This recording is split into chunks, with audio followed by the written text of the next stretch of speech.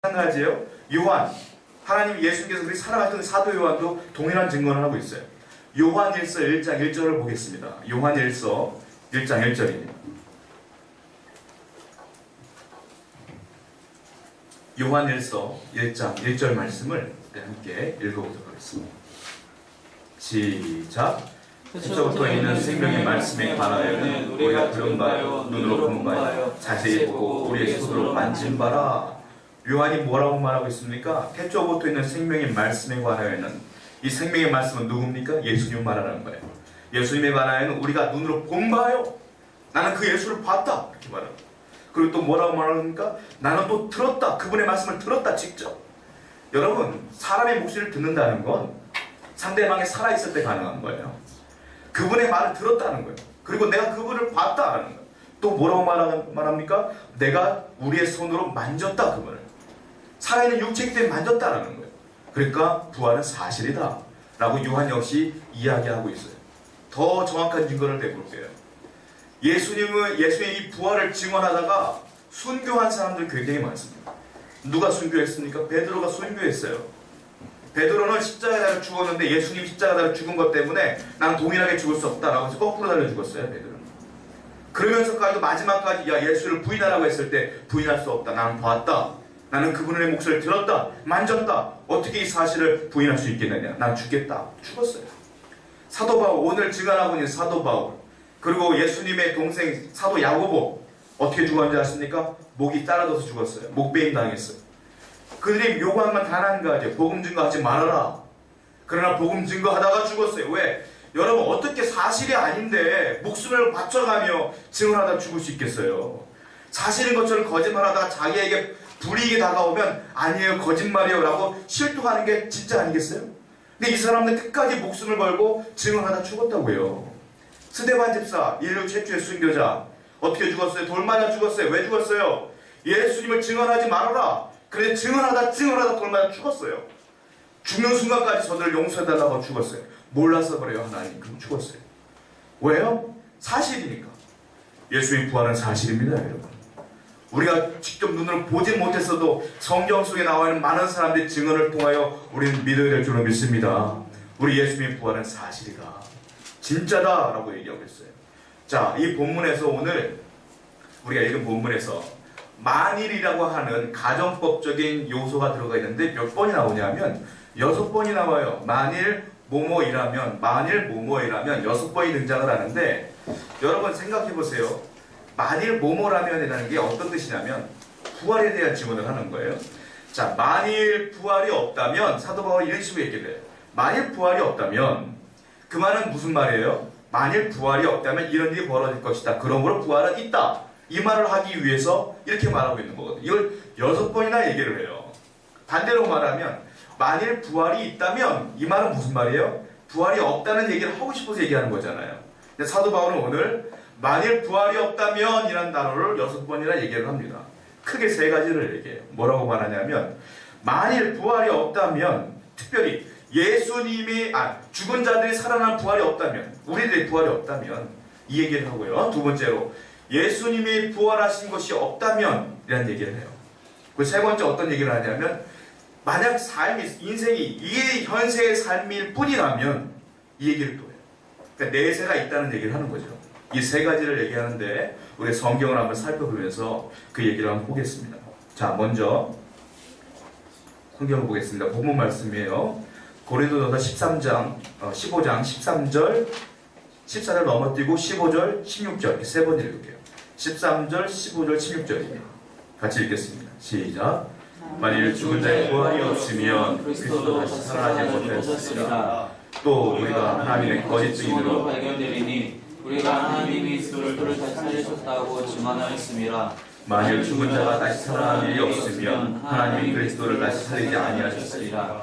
만일 죽은 자가 다시 살아나는 일이 없으면 그리스도 다시 살아나신 일이 없었을 터이요. 계속적으로 말하고 있는 게 뭐냐면, 만일 죽은 자의 부활이 없으면, 우리는 사람들 많은 사람이 죽었습니다.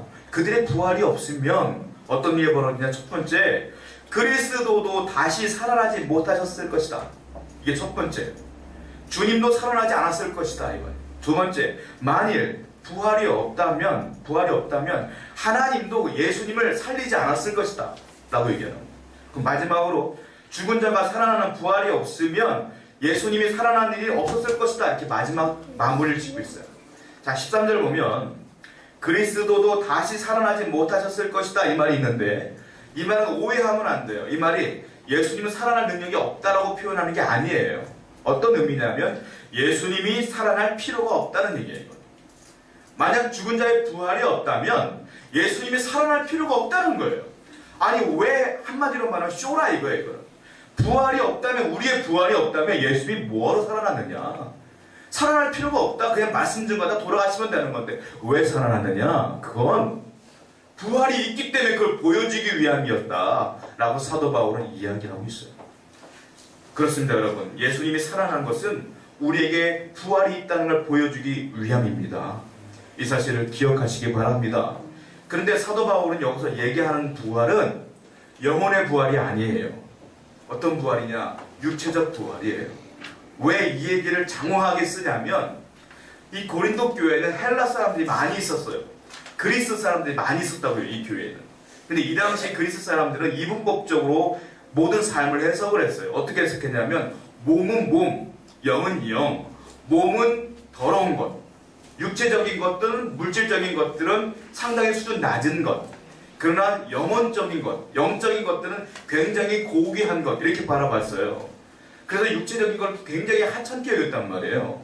그래서 사도 바울은 이 부분을 얘기하는 거예요. 뭐냐면 하나님이 창조한 육체는 미천한 것이 하나도 없다는 거예요. 우리의 육신도, 하나님 만든 이 육신도 거룩한 것이다, 아름다운 것이다 라고 표현하고 있는 것이라는 거예요. 그래서 이 육은 하나님의 거룩한 영을 담는 그릇 아니겠습니까? 그래서 이 육도 굉장히 소중한 것이라는 걸 얘기하기 위한 사도 바울의 설명이 여기 있는 거예요. 그래서 나중에 우리가 부활하는 것은 육체적인 부활이 일어날 것이다, 마지막 때에, 이 얘기를 사도 바울이 하고 있어요. 자, 두 번째로 그리스도께서 부활하시지 않으면 어떻게 될 것인가 라는 가정을 사도 바울이 또 해요. 자, 14절과 15절 한번 읽어보겠습니다. 본문 14절과 15절 시작. 그리스도께서 만일 살아나지 못하셨으면 우리가 전파하는 것도 헛것이요 또 너희 믿음도 헛것이며 또 우리가 하나님의 거짓 증인으로 발견되리니 우리가 하나님이 그리스도를 다시 살리셨다고 증언하였습니다. 만일 죽은 자가 다시 살아나는 일이 없으면 하나님이 그리스도를 다시 살리지 아니하셨으리라. 17절과 18절도 있습니다. 시작. 그리스도께서 다시 살아나신 일이 없으면 너희 믿음도 헛되고 너희가 여전히 죄 가운데 있을 것이요 또한 그리스도 안에서 잠자는 자도 망하였으리니. 이게 무슨 말입니까? 17절과 18절 보면, 자, 14절 보면 예수님이 살아나지 않았다면, 그리스도가 살아나지 않았다면 너희가 전파하는 것도 헛된 것이다. 전도 뭐하러 하냐 이 말이에요. 왜 전도하냐? 쓸데없이. 그리스도가 부활하지 않았으면 너희들이 전파하는 복음도 헛된 것이다, 이렇게 얘기하고 있고요. 그리고 또 뭐라고 말하냐면 너희 믿음도 헛된 것이다. 너희 믿음도 헛것이야. 믿은 것이 너희들이 억울할 거야, 이렇게 말하고 있는 거예요. 또 뭐라고 말합니까? 그리고 너희는 여전히 죄 가운데 있을 수밖에 없어. 그리고 마지막에 지금 그리스도 안에서 잠자는 자, 예수를 믿다 죽은 자, 그 사람들도 망한 거야. 믿다가 죽었으니까 순교한 사람 다 망한 거야, 이 얘기하고 있는 거예요. 여러분, 기독교에서 그러므로 부활이 굉장히 중요한 겁니다. 부활을 믿지 않으면 전도할 필요가 없는 거예요. 부활을 믿지 않는 사람은 믿음을 가질 필요도 없는 거예요. 그냥 막 살아도 되는 거예요.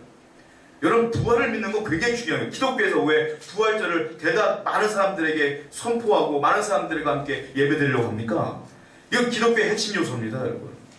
부활이 있기 때문에, 우리가 죽은 뒤에 살아나는 걸 믿기 때문에 복음을 전파하는 거예요. 그래서 믿음으로 사는 거예요. 열심히 사는 거예요. 거룩하게 살려고 애쓰는 거예요. 이 부활을 믿으셔야 될 줄로 믿습니다. 다시 이 부활을 회복해야 돼요, 우리는. 사도 바울은 그 얘기를 하고 있는 거예요. 자, 사도 바울은 세 번째로 뭐라고 말하냐면, 예수 그리스도를 믿는 신앙이 이 땅을 위한 것이라면 이것도 참 문제다라는 얘기를 하고 있어요. 자, 19절 말씀 보겠습니다. 본문 19절입니다. 시작. 만일 그리스도 안에서 우리가 바라는 것이 다만 세상의 삶뿐이면 모든 사람 가운데 우리가 더 불쌍한 자이리라. 자, 이렇게 말하고 있는 거예요. 만약 너희가 죽은 뒤에 부활이 없다면, 내세가 없다면 너희처럼 불쌍한 사람이 없도다. 왜? 금욕하고 정욕을 절제하며 욕심 부리지 아니하며 선하게 착하게 기도하며 예배를 드리며 시간을 드리며 살아갔던 너희들은 참 바보 같은 짓을 한 거다라고 사도 바울이 얘기하는 거예요. 부활이 있기 때문에 너희들의 믿음은 고귀한 것이다. 부활이 없다면 우리처럼 불쌍한 사람이 없다.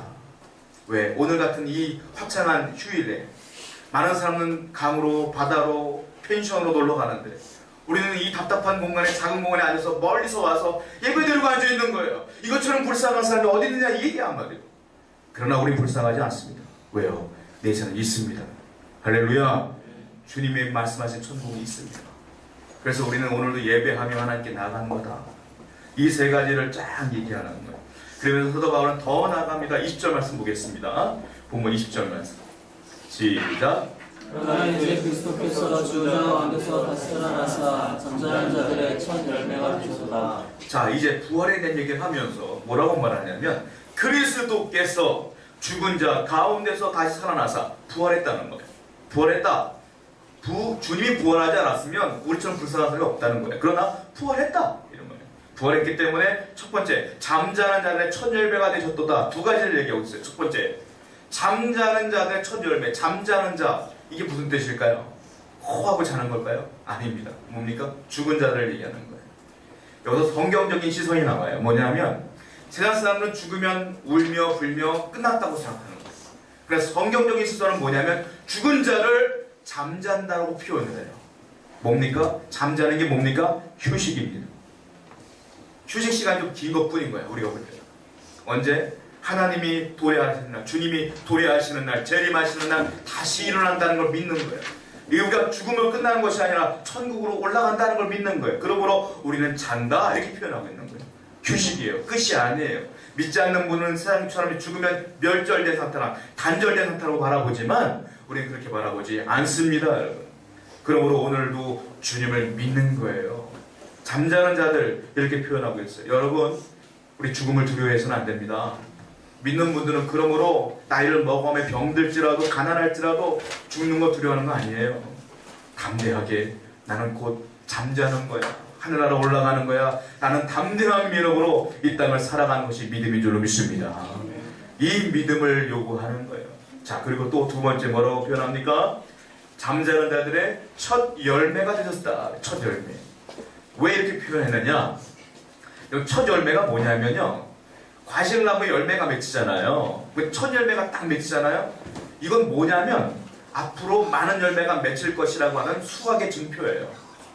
대량 수학의 증표가 첫 열매인 거예요. 첫 열매가 딱 맺히면 이 나무 열매가 맺힐 거라고 믿는 거 아니겠습니까? 아니야 달라요? 시간이 지나면 열매가 맺히기 시작하는 거예요. 그래서 첫 열매라고 표현한 게 뭐냐면 예수님이 부활하신 것이 첫 열매라는 것은 앞으로 너희들도 부활할 것이다 이 얘기예요. 주님이 첫 열매가 되셨고 우리도 열매가 될 것이다 라는 표현이라는 거예요. 여러분 그러므로 우리에게도 부활이 일어난다. 내세가 있다. 할렐루야. 이 사실을 믿어라 하고 바울은 계속적으로 우리에게 말하고 있는 거예요. 그런데 믿지 않는 분들과 믿는 자들에게 차이점이 나타나는 게 21절과 22절입니다. 한번 읽어보겠습니다. 본문 시작. 사망이 한 사람으로 말미암았으니 죽은 자의 부활도 한 사람으로 말미암는도다. 아담 안에서 모든 사람이 죽은 것 같이 그리스도 안에서 모든 사람이 삶을 얻으리라. 사망이 한 사람으로 말미암아 들어왔다. 사망, 인간의 죽음이 들어왔다. 누구 때문에? 아담 때문에. 아담이 선악과를 따먹으로 그 죽음이 들어왔다 이 말이에요. 그런데 두 번째 아담으로 인하여, 두 번째 아담은 누구냐? 예수님입니다. 그 예수님으로 인하여 무슨 일이 벌어져요? 그리스도 때문에 새로운 삶이 시작됐다. 둘 중에 하나라. 아담을 믿느냐? 그리스도를 믿느냐? 그리스도를 안 믿느냐? 그리스도를 믿느냐? 인생이 달라진다 라고 얘기하고 있는 거예요. 자, 여러분들이 오해하는 것 중에 하나가 있어요. 뭔지 아십니까? 죽으면 믿는 사람만 부활한다고 생각해요. 그렇지 않습니다.